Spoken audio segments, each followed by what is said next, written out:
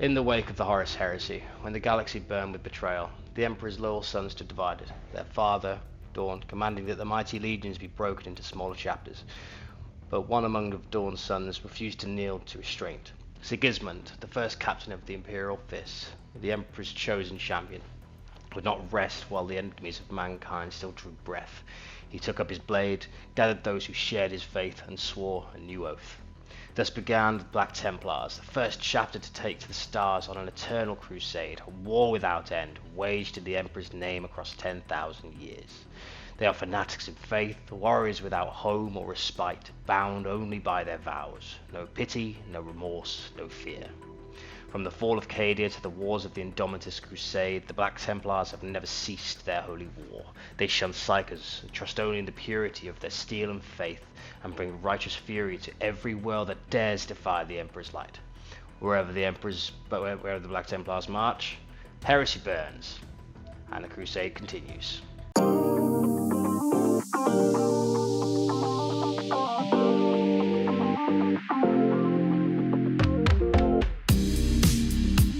Well, that was a dramatic. Welcome, guys, to another 101. This one is on my own. I do not have a guest for this one. It's just me. I hope you like the little intro. We're trying those out now for our 101s. Give it a little bit of lore dump in between. So, today we're going to be covering the Black Templars, how they play, the units that are inside the codex, some of the highlights there. We're going to look at some of the lists that have done really well recently. Then we're going to have a look at some of the combos within those lists. And then I want to have a look at the detachments as well. Obviously, at the moment, Gladius is one of the most popular ones, but we still have four amazing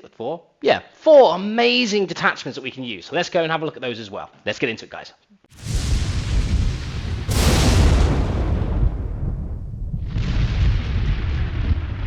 Okay, so let's get into the meat of it. So, I'm going to go to the army rules, come to the Templar vows first. So, these are your army faction rules. So, this is what you get instead of oath. So, if your faction is Adept of Starters, at the start of the first battle round, select one of the following vows, and this is active for your Adept of Starters units for your army. So, first of all, you have Abhor the Witch. Each time an enemy unit declares a charge, if that unit targets a unit with the psychic keyword, you can reroll the charge roll. Melee weapons equipped by the models in the unit have precision. So whilst targeting a psychic unit. So this is obviously like okay. It's one of those things where reroll charges against an army of psychics is good. If you're playing something like Grey Knights or something like that, you can see the value. But a lot of the other ones have probably a lot more use than this one. So go on to the next one. Accept any challenge, no matter the odds. Each time each time a model in this unit makes a melee attack, if the strength characteristic of that attack is less than the strength of the toughest characteristic of the attack, add on to the wound roll. This is obviously very powerful. So that means like your toughest 9 barrier for Baby Knights now a lot of your stuff is strength 5. Getting the +1 to wound is really good. Strength 4, it goes to 5 to wound, all that sort of stuff, which is really, really powerful. So this is something to bear in mind. And I think this is one of the ones that you're going to select most of the time. But there are other ones which are very good as well. So obviously these are all situational, but you have to choose at the start of the battle round. Start of the game, so you have to choose whichever one you need. Then the next one is Suffer Not the Unclean to Live. The unit is eligible to declare a charge in a turn in which it fell back, and each time this model in unit makes a power consolidate move, it does not need to end that move closer to the closest enemy model, provided that unit moves as close as possible to the closest enemy unit. So this one you can do a lot of movement shenanigans with. I've not used this too much yet, but it's one of those ones where you can definitely maximize your attacks into certain interactions, which is obviously really powerful. So effectively, if you've got 2 units next to each other and you want to make sure you get into certain weapons into certain units, you can definitely use it for that. But again, probably not one that you can use too often because the other ones have much more of a wider array of uses and probably make sure I'm a little bit more versatile. And the last one is Uphold the Honor of the Emperor. If this unit has the infantry keyword, at the start of the command phase, if this unit is in range of objective marker control, the objective marker remains under your control until the opponent's level of control for the objective marker is greater than yours. So effectively you get sticky.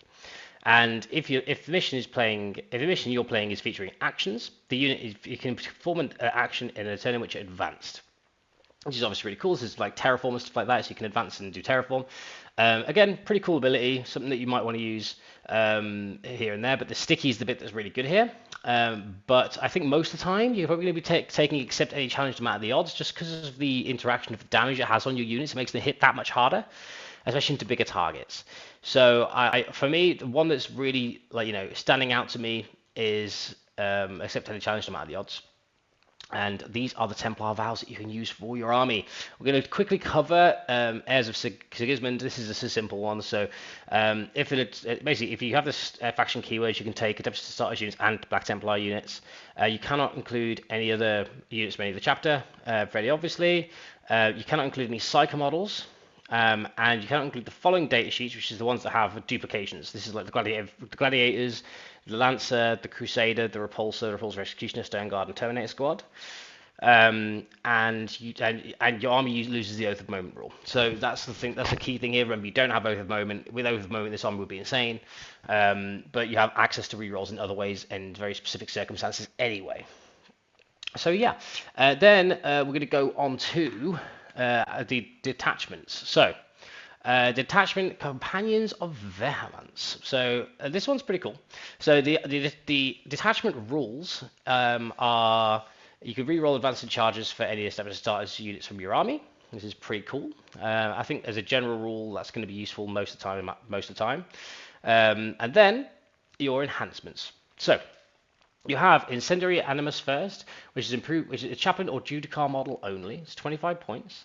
Improve the arm penetration of the characteristic of melee weapons equipped by the models in the bearer's unit by 1. This is very good for 25 points. If you get like a unit that can use this to pretty devastating effects, it can get, if you have a fight first unit with extra AP, all that sort of thing, it can be very good. Then we go on to Oathbound Exemplar. Add 1 to the advance rolls of the bearer's unit. If this mission pack is featuring actions, you can perform the action with turn in which to advance. Again, same thing as what one of your abilities can do in your Templar vows. Except it doesn't include the sticky, but it does help. But I think if you have like extra 15 points, then sure, because it's only 15 points, it's not too bad. And then Merciless Denunciation. Each time, this is a chaplain or Judicar model. Each time a model in the bearer's unit makes a melee attack, you can reroll the hit roll. This is very good. For 25 points, this is very, very good. I think if you're going to use this attachment as a general rule, you're going to be using this, like, enhancement most of the time. And then for 20 points, you can Adeptus Astartes model only. Models in the bearer's unit have a Scout 6 ability. Again, pretty good. So yeah, I think but I think it's one of those ones where with the lack of advance and charge that you have access to the army, you can use it to either position to a place where you're a little bit safer or just give yourself some extra threat range. Pretty good enhancement for 20 points. Okay, then we're going on to the stratagems. The classic devout push. This is one that was called from the index as well, except it's had a little bit of a change.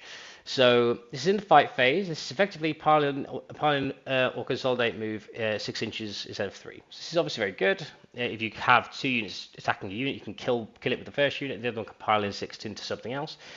And then a unit can't. There is a restriction though. The unit cannot be targeted with this and the Hearts of Duty stratagem in the same phase, unless it has the Chaplain or Judicar.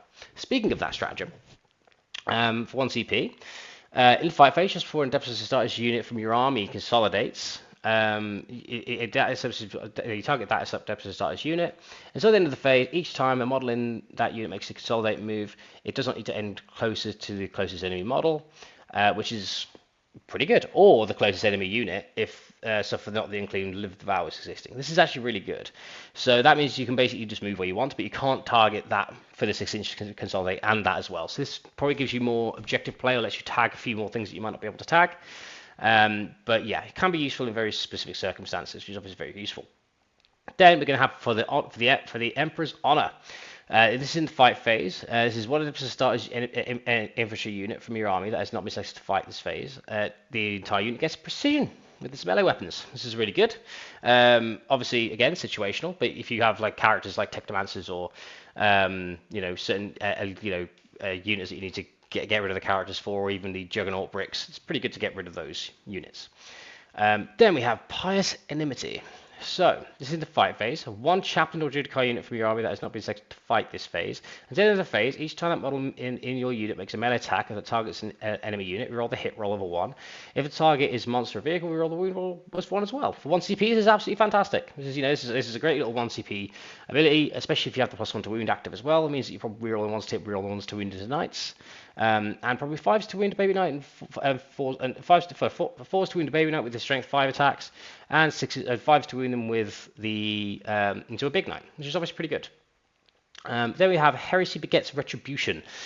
Your opponent's movement phase just after an enemy unit ends a normal, advance, or fallback move. One chaplain Judicar unit from your army that is within 9 inches of an enemy unit that is not within engagement range. Your unit can make a retribution move. If you use to roll a d6, it models in your unit with the number of inches up to the result, but your unit must move as close as possible to that enemy unit.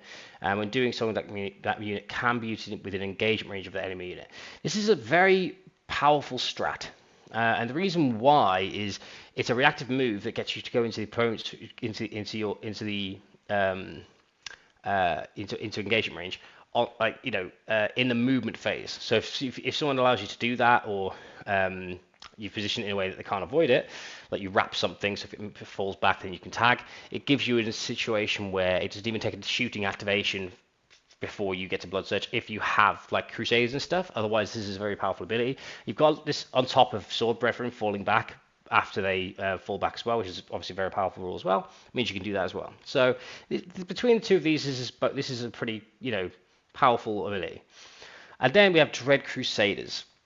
Your opponent's charge phase, just after an enemy unit declares a charge, 100% size infantry unit from your army that was selected as one of the targets of the charge, that enemy unit must take a battle shock test, subtracting 1 from the result. Now, the reason why this is quite good is if you have a World Eater's brick charge like a Judicar with some Sword Brethren, or any interaction like that, then you can force them to take a battle shock at -1, and then they can attack. So effectively, you can get through the -1 damage, which is obviously pretty cool, right? So I think this is something to bear in mind. It's obviously quite powerful into the meta right now. Battle shocks and vects and all of those things together are all very useful in the meta right now. So this is something to be very wary of. So I think this is something that you should definitely consider using into those bricks, or anything that can -1 damage or have defensive strats, which are very annoying for you to get rid of, and all that good stuff. Then, obviously, it's only in your opponent's charge phase, so you don't get to use it proactively, but it's a very defensive tool. And I've written you a little bit of an example list here, which I'm going to do for each of the detachments. Now, these lists, I'm going to give you a quick context. So these are basically what my impressions are of the units that are in the book right now, and for what would work for the detachment. This is by no means the only way to use this list, use detachments. This is by no means the best way to use the detachments. This is just something that I think would keep you competitive within the detachments that you're using. So, onto the example list. So this one, we have the Companions of Vehement list. Now this is, I think quite cool. I think this has a lot of like tricks that can be quite useful. So we're going to start off with 2 Castellans. These guys are the guys that give you reroll hits if they pass a leadership check, and if they fail it, you still get reroll 1s anyway, which is obviously very good.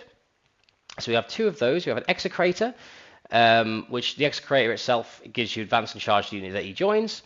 And then we have 2 Judicars, one with Incendiary Animus and one with Merciless Denunciation. These are the one is the extra AP, and the other one is the reroll hits. So these are both very, very great. These are great strats on a fight first unit. Now these guys can join the Assault Intercessors, which they're nice little pieces that are fight first and have OC, or even trade pieces in between. And then we have a Lieutenant with Combi Weapon. This guy's just a great little piece that can just an early action piece that can forward deploy, do actions on objectives, and reactive move out of the way to try and provoke trading early on, which is obviously a very good piece. And then we have 2 Marshals. These guys are bare bones, but they still have their ability, which is going to be +1 attack for each for every unit within 6 of them. This means that they can have a lot of attacks, especially with the combination with the Sword Brethren and the Castellan with rerolls hits and the crit 5s. They can dish out quite a lot of damage here. So these are the Castellans, the Marshals, and the the students of 4 Sword Brethren are our combat pieces, which are going to be very useful in their own right. Then we have 2 5 Assault Intercessors. These are for our Judicars. You can swap around the characters to an extent here, but obviously remember the Execrators and the other characters can't join the Assault Intercessor squads. They can only join the Black Templar ones, which is a shame, but it is what it is. So we have 2 units of Assault Intercessors for that role, and then we have a unit of 20 Crusaders. Now the 20 Crusaders is very, very good.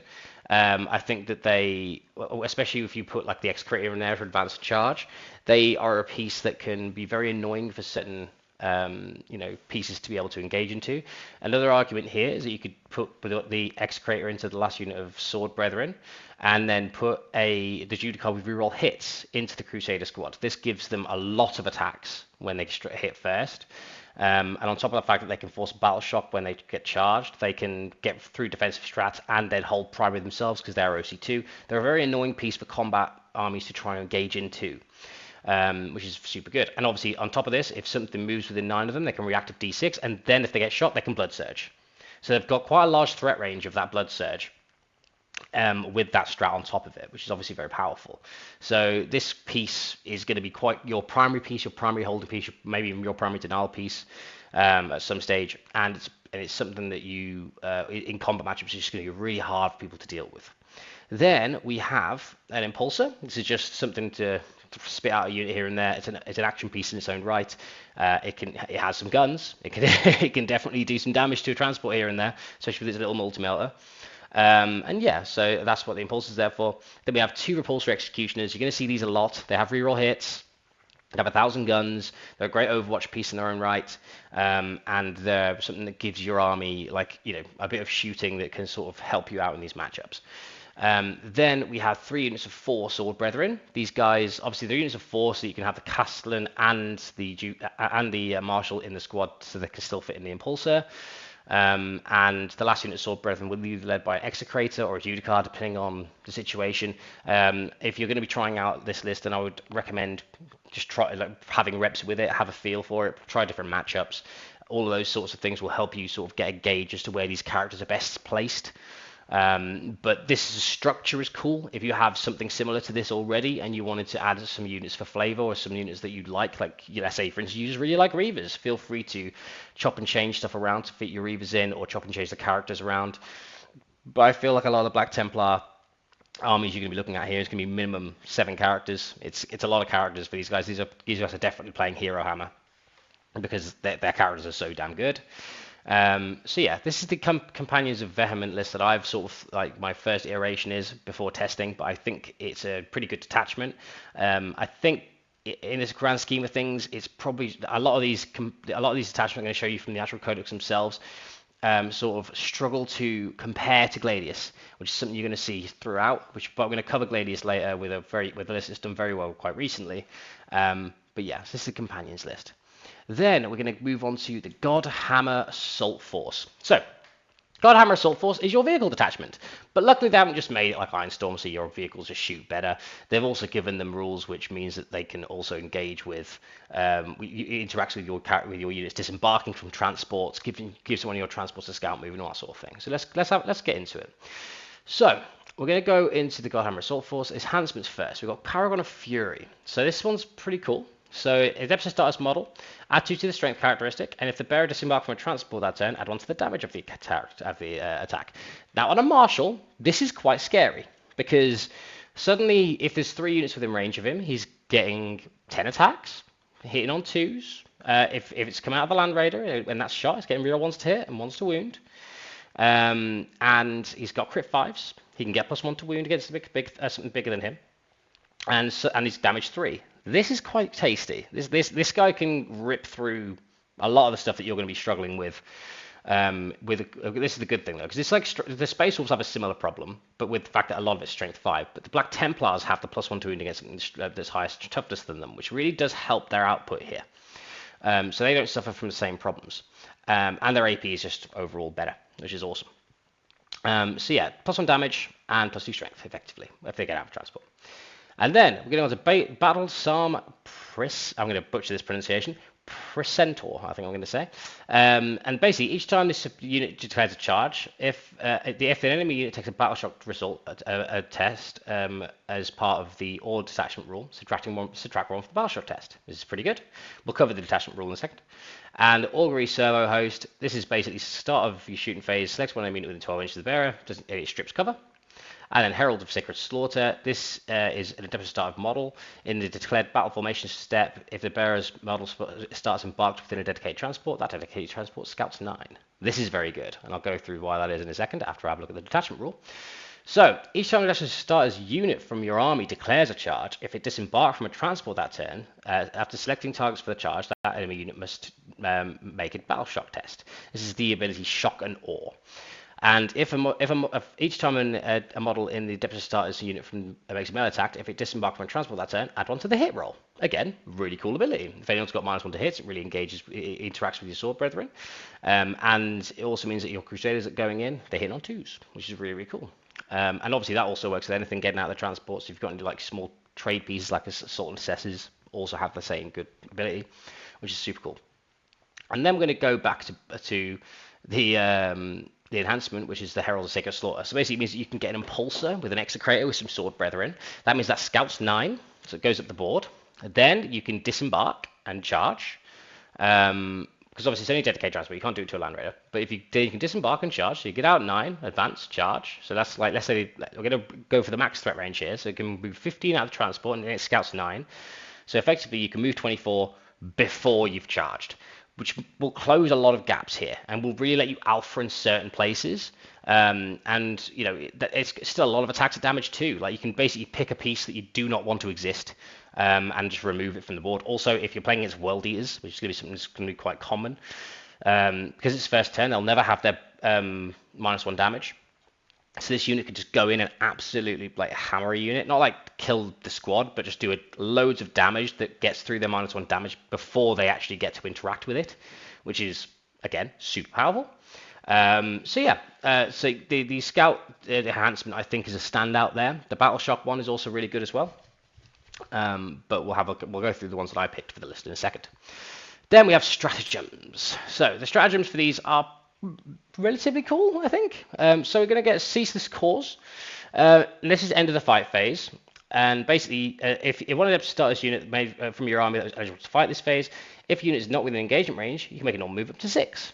So this is effectively like, just sometimes you want to like consolidate behind a wall, but the puck is just behind the wall, and if you charge in a weird way, you have a model end on the puck. Or if you have to base in that area, it means that you can't then consolidate back behind the wall. This just negates that, because you can basically just go in, charge, kill something, and hide back behind the wall. You can't then engage. You can embark into a transport, but you can't embark into a transport if you've already disembarked from a transport that turn. So let's say, for instance, you've charged something. Let's say, for instance, an ongoing combat. You disembarked the turn before in your turn, and then you've managed to kill them in their turn. At that point, you could then fall back and get back into the transport, or then move forward to then get some more threat range for the next charge. So this is a lot of like movement shenanigans. Obviously, it only works if you're not within engagement range. So obviously, if you don't kill something, it just doesn't work. But this has a lot of potential, especially with the amount of damage that you do. You should be able to clear out early trade pieces and then go back behind walls, especially if this is a Judicar unit. If it can go out, charge something, kill something, go back behind a wall, so it can't get shot. So the only thing it can really get engaged with is a charge. This is really annoying for someone to deal with. This is a great strat, absolutely great strat. Then we have Uncompromising Egress. So your movement phase, this is one Land Raider model from your army that has not been selected to move this phase. One of the starter's unit embarked within your Land Raider can disembark. When doing so, the models can be set up with anywhere on the battlefield wholly within 6 inches of the Land Raider and can be set up within engagement range of one or more enemy units. So basically, this means that if your Land Raider is wrapped, which is what people do, it's really annoying actually. So if you have like a Judicar unit in a transport, sorry, in the Land Raider, and someone wraps your transport, you could then just disembark them and just put them in engagement range and go, cool, I fight first. So it stops people from being able to just wrap a transport and not let you disembark, which is really, really powerful. Because that's one of the reasons why Land Raiders aren't used very often. Not very often, but like not the only reason they're not used. But being wrapped is a very dangerous prospect for a transport, especially when you've got a unit in there that really wants to go out there. Like let's say, for instance, like 10 infiltrators charge a Land Raider turn 1, and like in CSM. And they have Chosen inside. It's just wrapping it. The only thing it can do is Desperate Breakout, and I hope the Land Raider dies. Now, if the Land Raider dies and you disembarks, it still can't charge because it's emergency disembarked, and it's battle shocked, and it's sat there. So, and basically, if some armies can just keep doing this to you if you have a Land Raider, but this strat gets around it. So obviously, if it's not a Judicar unit, the unit will be able to hit you first. But if most of the time a unit that's trying to wrap you doesn't want to be too valuable, because otherwise you're not. Otherwise, if you're giving up a valuable piece to wrap a Land Raider, they can charge and kill it anyway. it's probably not a good trade for them. So this, most of the time, is going to be units probably not going to be killing much of the unit that you try and get out and get into engagement range. So it's a very good strat for using a Land Raider. This is the reason why in the list I do have a Land Raider. So then we have the Gauntlet of the God Emperor. That's a cool name. So this is in your movement phase. One attempts to start as vehicle model from your army that has not been selected to move yet. It lets you not make a normal advanced move. It can go move horizontally through terrain features. This is obviously good. There's lots of gaps on UKTC. That means you can't get through the Land Raider. Use a CP and you ignore it. But as you could probably tell from what I'm saying, this detachment is quite CP hungry, which is what I am noticing. But it's a really good strat. It's nice to have too many strats that you want to do. It's not a bad problem to have. It just means that you have to be, wary of not letting your Land Raider get wrapped in the same sort of way. But obviously, if you go into turn 2 with like 4 CP because you've discarded and you've gone first, sometimes this means you can just sort of do all of these plays. So this is a great strat. So you can move through. Obviously, this means that a Land Raider can move through terrain, then disembark a unit, then charge it. Again, very, very cool. And then, I think this is going to have cool interactions. Then we have Focused Hatred. So this is in your charge phase, just after you make a charge roll for an Adeptus Astartes unit that has been disembarked from a transport this turn. That Adeptus Astartes unit, until the end of the phase, each time your unit makes a charge move, the models in your unit can move through models. When doing so, its models can move with engagement range of enemy models. But they can only end that move with engagement range of models that if those enemy models belong to unit that unit declared a charge against this turn. So basically it means that if you wanted to charge over something, if you didn't roll high enough to get every single model over that screen, then you failed the charge. So at this point it might be worth multi-charging and trying to move your models over the models first and trying to get as many into that unit as possible, and the rest just engage the screen behind, and then you kill the screen with something in front, and then that unit can then pile in. It sort of means that you can close gaps a lot easier using this strat, and it means you don't have to. It means you can have an even higher threat range in terms of trying to get those charges off, which is obviously really, really good. Again, another good strat. Going to be CP hungry. And then we have Condemnatory Info Screed. I think that pronunciation was probably wrong, but we're going to go with it. So your fight phase, one Adeptus Astartes unit from your army that has not been selected to fight this phase. And so at the end of the phase, each time that model makes an attack, if this unit is just disembarked from transport, we roll the wound roll over 1. If that transport has a Land Raider keyword, we roll the wound roll over 1 instead. Again, good strat. It's reroll 1 to hit 1 to wound, right? If you disembark from Land Raider, this is another reason why I want Land Raider. My only problem with this strat is the Land Raider you're going to take is probably going to be the Redeemer. The Crusader, just because of the date sheet rule, because it means that you save yourself a CP on this anyway. So I think it's good, but I think it's going to have rare use, is what my view is here, because you can just multi-shoot the Crusader into like fire some bolts is there. Cool, I've got a hit. Done. Don't have to worry about that anymore, and that sort of thing. Then we have Blessed Hull. It's 2 CP. So your opponent's shooting phase just after an enemy unit has selected its targets. One Adeptus Astartes vehicle unit from your army that has been selected to target one or more attacking units' attacks.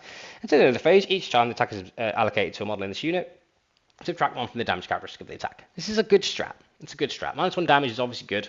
But it's only in the shooting phase, so you'll find a lot of the time you get shot by stuff. It's going to be like DC plus 2 or DC plus 1 damage and that sort of thing. So if you really want to use the 2 CP to do it, you can. But there's going to be a lot of variance in the times that they get shot. If you're getting shot by those guns, 2 CP for potential of rolling a 6 anyway is or potential of rolling if 2 or 3 go through. It's scary as a concept to do it anyway because you could just die.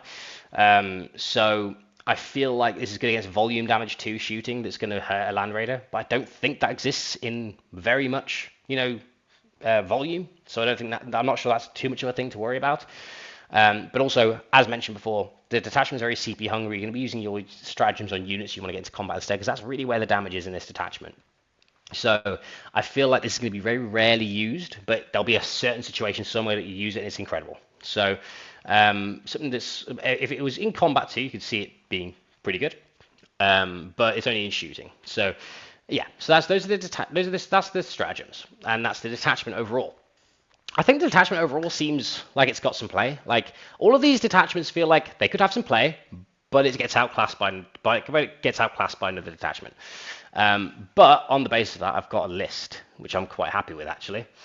This one I played around with for a while. This is the one that I had to have a think about the most, because I wanted to sort of showcase as many of the different, you know, like data sheets throughout the book. So obviously at this point, I'm putting in a Land Raider Crusader. Now, the Land Raider Crusader I like because it gets the extra multi-melter. For this detachment, I will add. I don't think it's that brilliant outside of this detachment, but I think it's solid here. Now, yeah, so let's go through the list. We've got 2 Castellans. Again, guys that get reroll ones to hit. If reroll hits, if you pass his leadership check, reroll ones to hit if you fail. And then we have an Execrator with Herald of Sacred Slaughter. This is your Scout 9. This is your unit that goes with a unit of 5 Sword Brethren that can Scout 9 and then advance and charge.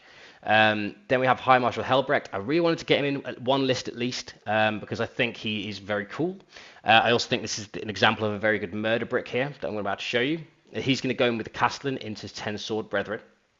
And then we have a Lieutenant with Combi Weapon, a Martial Paragon of Fury. This is the +1 damage and the +2 strength. The +1 damage only interacts if you disembark from a transport in the turn, which is what you're going to have to be trying to do. And then we have 5 Infiltrators. I had an extra 20 points, so I thought I'd give you some screens. Also, Infiltrators at the moment aren't actually that bad, because if there's with the 6-inch deep strikes going around, obviously the Raven Guard have the Interceptors, and Grey Knights have the 6-inch deep strike as well, and also Demons can do it. So having these aren't bad, but there are games that you'll find that they're just not that useful. But I had 20 points, so why not? Then we have an Impulsor. This is for, again, of the Execrator and the 5 Sword Brethren combo. And then we have a Land Raider Crusader. This guy gives out reroll ones to hit, ones to wound if the unit is shot and the unit disembark this turn. So there's a few stipulations, but also when isn't that going to be happening with this guy? Hence what I said before, the stratagem is going to be rarely used. And obviously, it can also move 12, disembark, and charge, and it can move through terrain features for a CP. So a lot of these are going to say they can do a lot, but obviously I'm naming like 4 stratagems you could potentially do in a turn. So just be wary that you are going to be strapped for CP on this. Then we have 5 Reavers. Now the Reavers are really interesting. So I've seen a few lists recently where they've been using Reavers in Marine squads, Marines in general, because like any combat-based Marine list with like a unit or 2 of Reavers, or even 3 in some situations, are quite annoying for certain armies to deal with right now, especially World Eaters. So because of the Battle Shock tech at -1, it basically means that if they get Battle Shocked in their turn, in your turn they can't Blood Surge, and they can't -1 damage, and they can't interrupt. So this little 80-point piece is really annoying for those lists to sort of, engage into, really, because like even if you just set up a heroic with them and just throw them away and just be like, cool, if here's a heroic, or you have to use them as your early trade pieces, so the worldies have to charge you. I've only got 1 here because I was strapped for points. I wanted to fit everything that I wanted in, but the Reaver squad, especially in Templars or in general, Marine lists is just a very solid squad right now.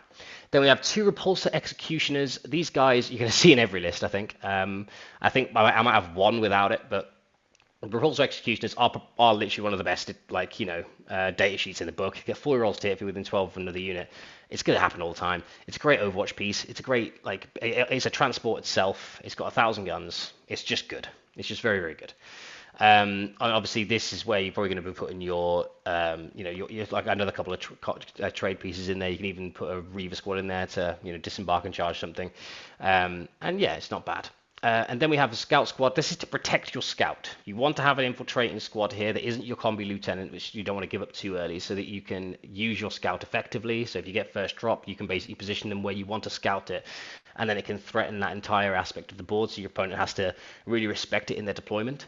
And I also have Scout themselves, so it doesn't give up a piece to do it. So you can basically go, right, I can scout to here with using 9, and I can use my Scout to get out of the way if you go first. So Scout Squad is great. For 70 points, they're an absolutely fantastic little piece. And then we go on to the Murder Brick. So we have 2 Castellans, only 1 Marshal, as you probably notice, which means there's 1 Castellan floating around, which is going to go with Helbrecht in a unit of 10. So at that point, they get 4 rolls to hit, they do the mortal wounds on the charge, they have 30 attacks at damage 2 with lethals, they can get reroll ones to wound, they are just a beat stick. And I get +1 to wound against something bigger than them, they are just an absolute beat stick. And yeah, they'll kill, if it goes like a unit of... well, I know I keep bringing back the World Eaters thing, but it's just a good example of the combat matchup right now. But if they go into a unit like that, they'll just rip it apart, especially if it's battle shocked.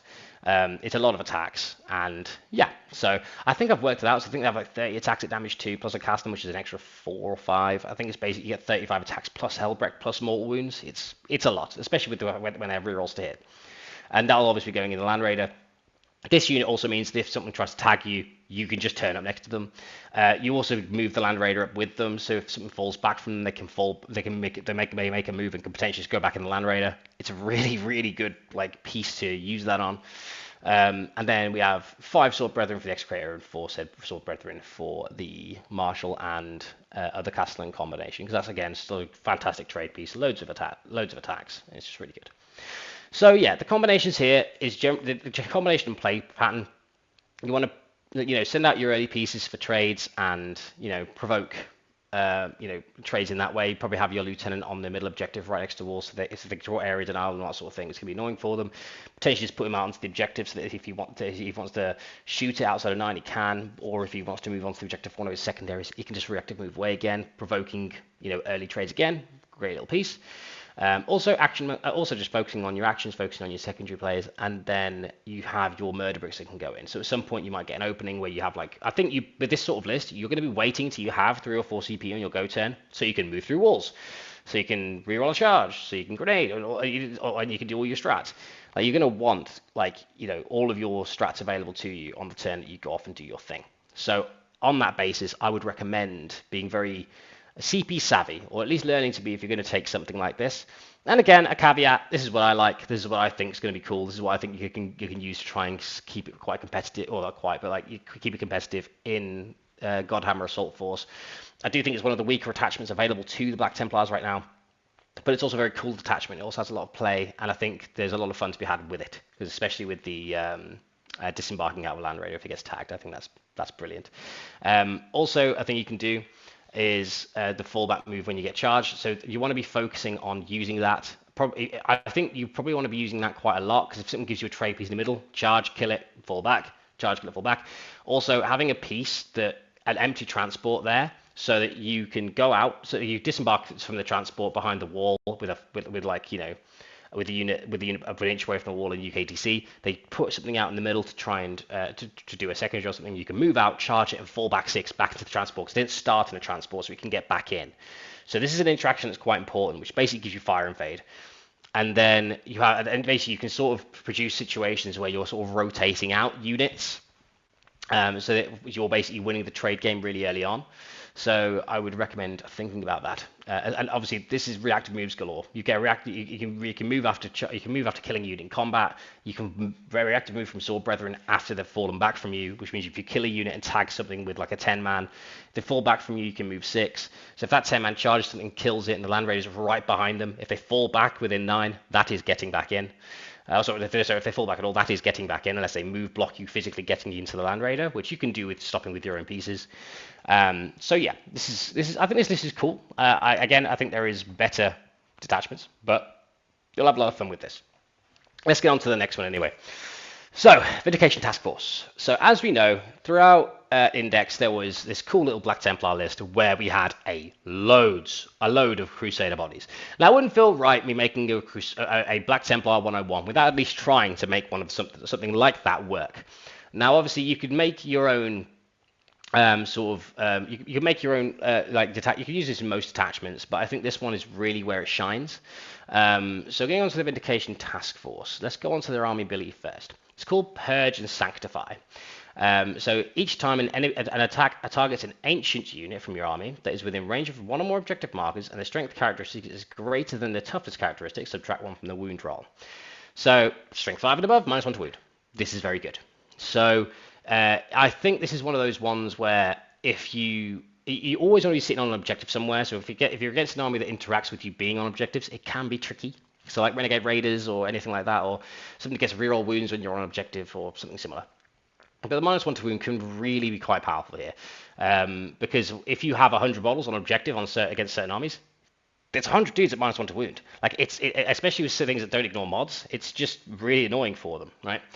So I'm guessing I'm going to I'm giving you a fair few hints for what this army is going to look like, but yeah, so this is it. And then also, each time a Crusader squad from your army makes a Righteous Zeal move, that unit can end that move as close as possible to the closest objective marker instead of the closest possible enemy unit. This is obviously very good as well. This means that you can like move behind walls and be annoying, and there's lots of interactions you can do here because only one model really has to go that way, and the rest can just go where they want, which is really really cool. Yeah, so that is the detachment rule. Let's go on to the enhancements. So Imperialis of the Eternal Crusade. So ancient model only. Each time an enemy unit selects the bearer as a charge, subtract 2 from the charge roll. Nice. This is not cumulative with any negative modifiers to that charge roll. So this is just on its own. But subtract 2 to charge 15 points. Yeah, solid. I'm not against it. Seems cool. And then we have Consecrated Aura. This is Adeptus Starters model only. Models in the bearer's unit have a 5% invulnerable save. Very good. Means because you can just sort of allocate on scouts for when they have cover, and then allocate on marines when you need to 5 up. So this is very solid. And then we have Orb of the Emperor's Aegis for 10 points. This is a Adeptus Starters model only. Models in the bearer's unit have the Deep Track ability. Again, very good. I desperately tried to squeeze this in, but I couldn't get it and trait and scoring because you need some scoring, I suppose. And yeah, so that is a very good enhancement. And then we have Warden of Honor. This is a Crusade Ancient. While the bearer's leading unit, each time you roll a d6 for the bearer's Vengeful Exhortation ability, which is their fight on death, you add 1 to the result. So fight on death and then 3 up. Again, very good. So that's the enhancements. The stratagems.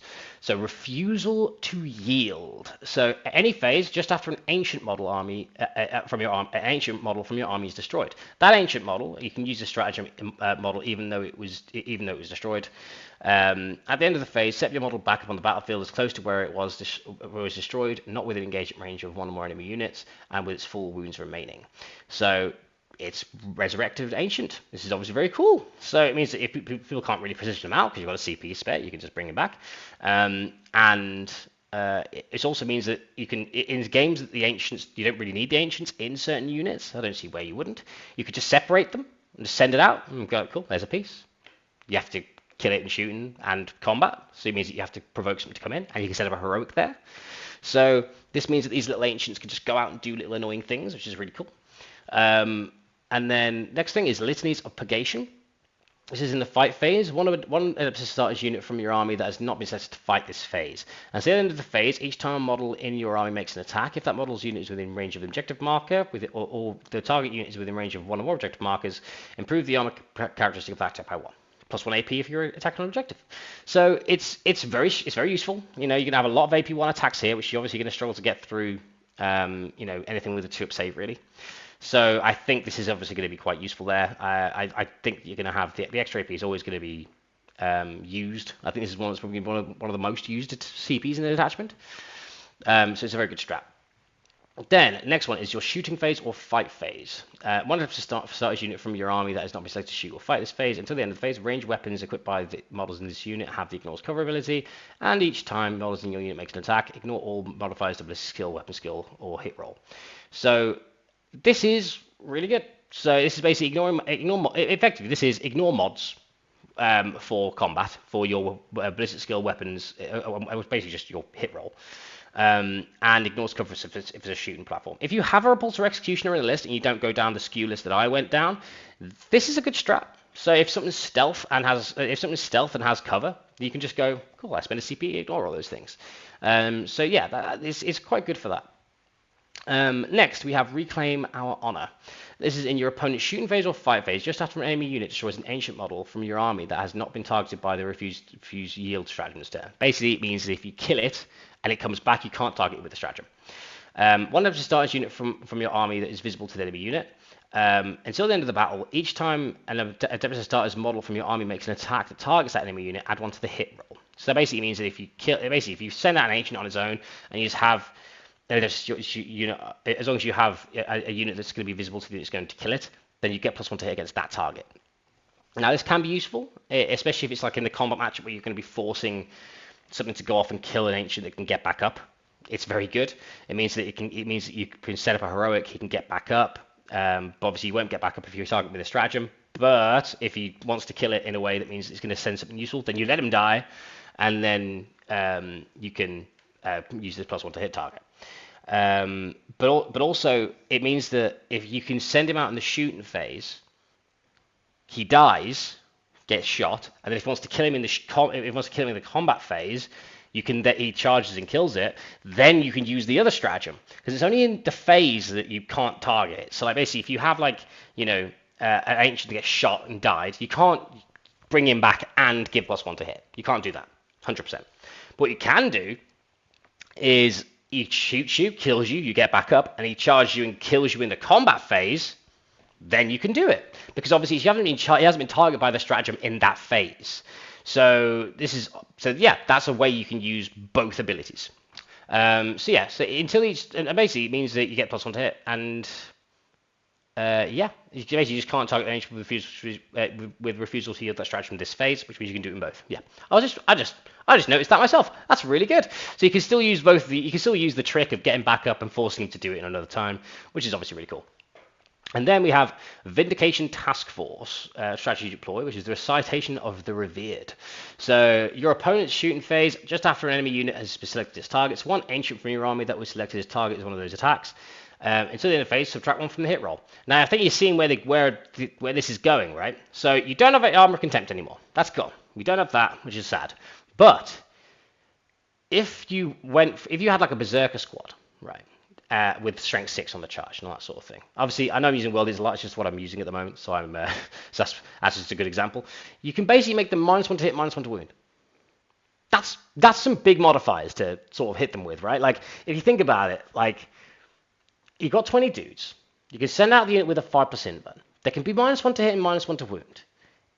It's a lot, and then if you send out the Crusader squad at some point, they're going to -1 to hit, -1 to wound, then fight on death, then hit you back. Like it feels like it could be something. This is a fantastic strat. I really like this strat.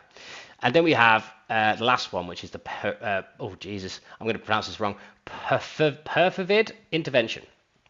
So end of your opponent's charge phase, one of the status unit from your army that is within 6 inches of one or more enemy units that would be eligible to declare a charge against one or more of enemy units as if it were your charge phase.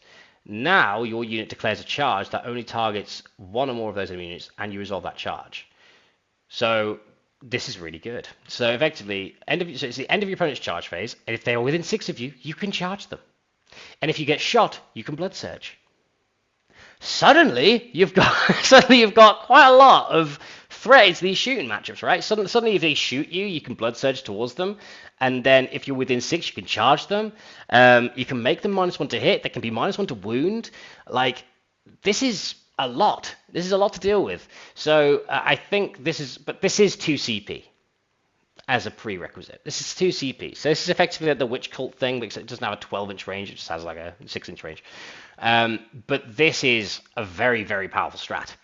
And then if you charge them in their charge phase, you get to fight first because you're the non-active player. So you get to swing with your dudes first, which is pretty cool. So now we've looked at the detachment as a whole, and we've looked at the stratagems and stuff. Let's look at the list that I've written up. Again, you probably can kind of guess where this is going. So let's get on to it. So we have that says 2 ancients. It is actually 3. Whoops. So let's just change that now. No one will notice. No one will notice. You guys won't mind. So we have 3 ancients, not 2, I swear. So we have 2 ancients. There's 3 ancients. An ancient with consecrating aura. This is the 5+ invuln. That's why we actually do have 3 ancients.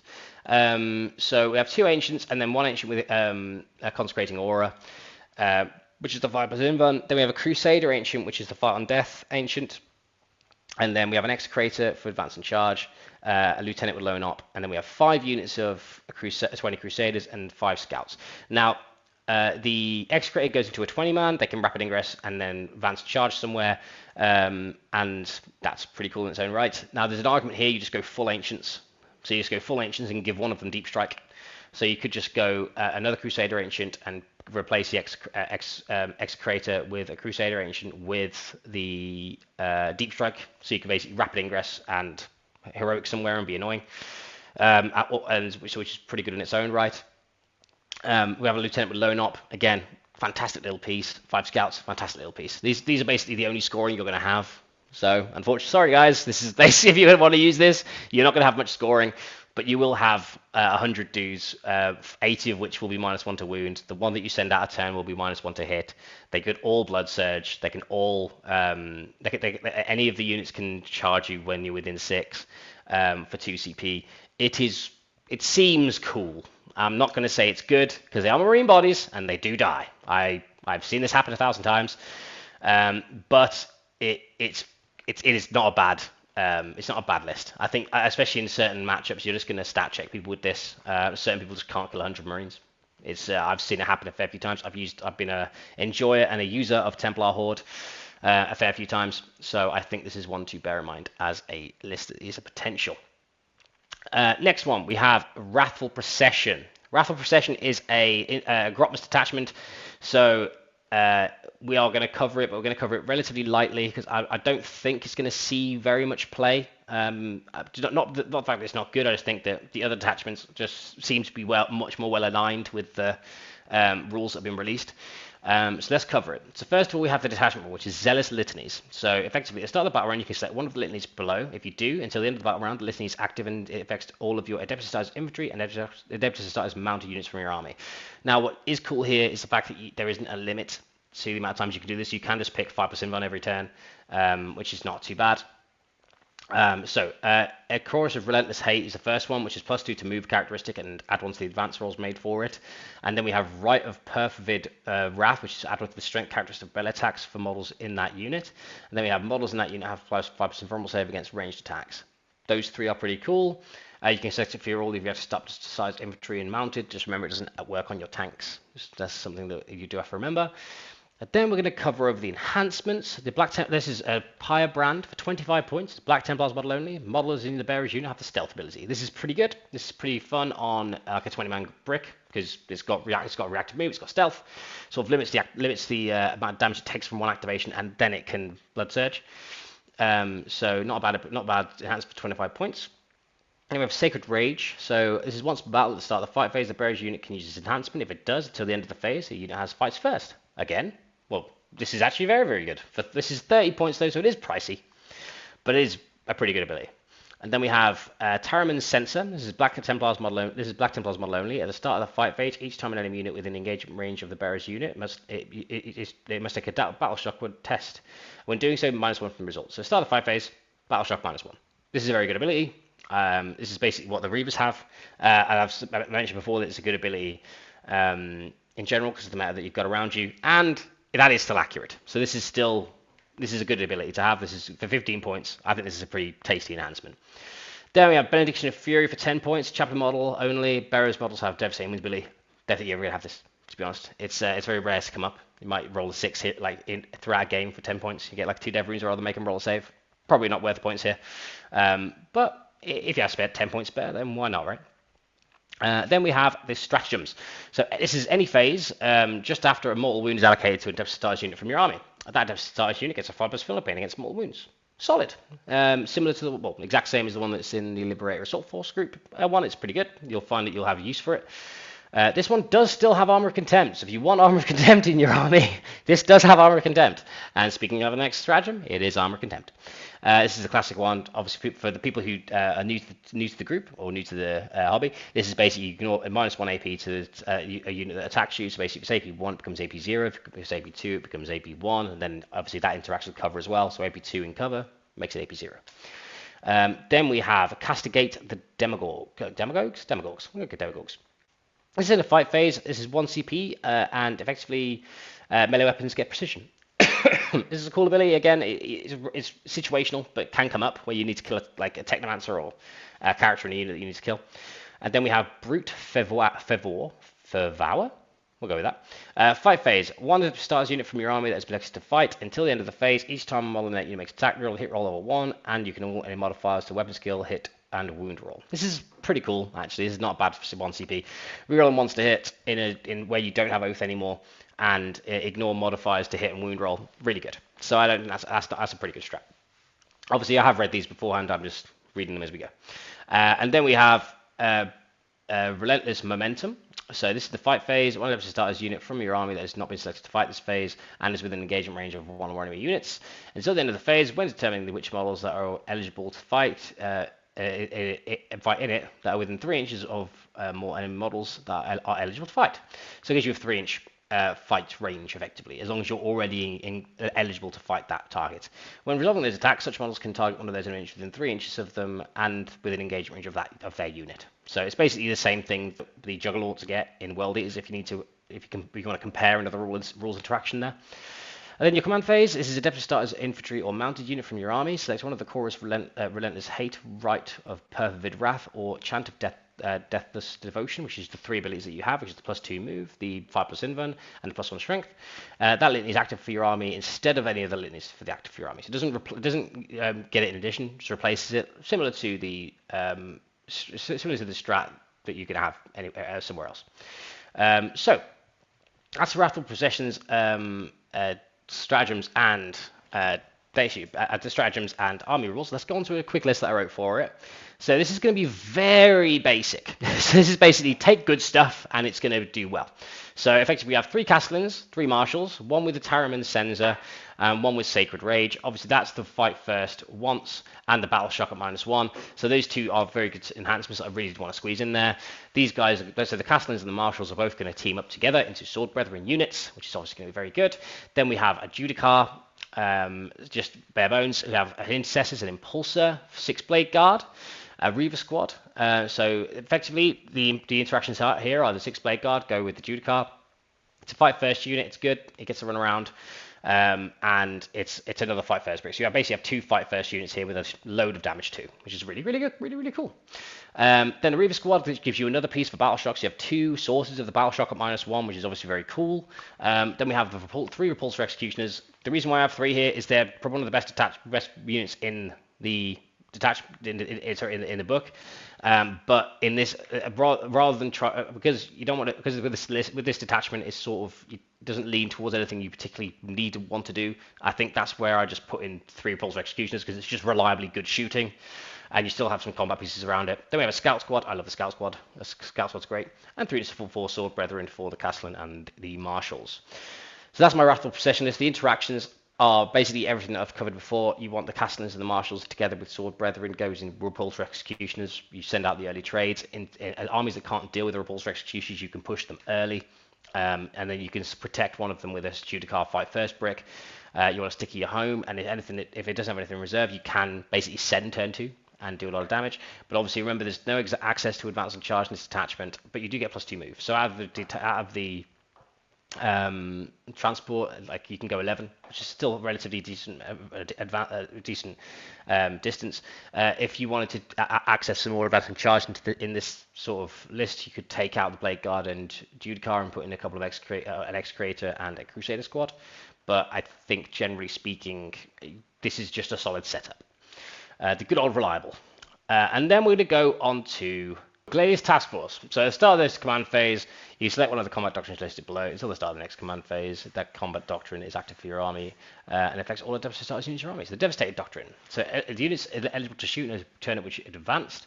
Tactical Doctrine, units can shoot and declare a charge in the turn at which it fell back. And the Assault Doctrine, unit is eligible to declare a charge in the turn at which it advanced.